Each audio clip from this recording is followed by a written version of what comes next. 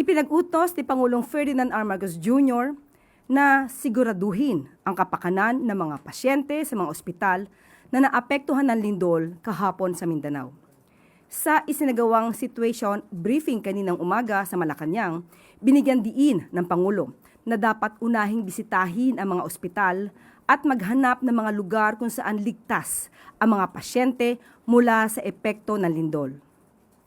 Partikular na inutusan ng Pangulo ang DOH sa pangunguna ni Secretary Ted Herbosa at ang DPWH sa pangunguna ni Secretary Vince Dizon na magsagawa ng assessment sa lalong madaling panahon.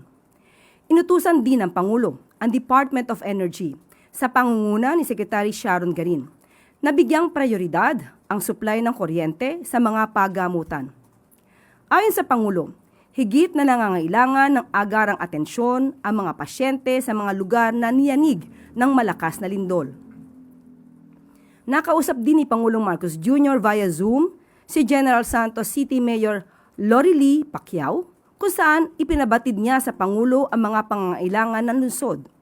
Ayon sa Pangulo, gagawin ng pamahalaan ang lahat na makakaya nito upang maibigay ang kaukulang tulong sa mga apektadong komunidad.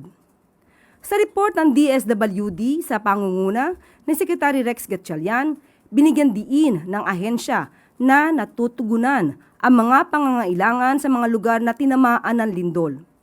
Katuwang ng DSWD ang Philippine Air Force at Coast Guard sa pag-airlift ng mga ayuda sa mga lugar na hindi madaanan ng mga sasakyan. Ang DOH naman ay namahagi na rin ng mga sapat na tulong medikal sa mga biktima ng lindol. Ang DepEd sa pangunguna ni Secretary Sonny Angara ay nakikipag-ugnayan na rin sa lokal na pamahalaan upang masigurong ligtas ang mga kabataan sa mga paaralan. Binigyan diin naman ni DICT Secretary Henry Aguda na stable ang connectivity sa affected areas. Sa report ng DOE, kinumpirma ng ahensya na nakabalik na ang supply ng kuryente sa maraming lugar sa Mindanao.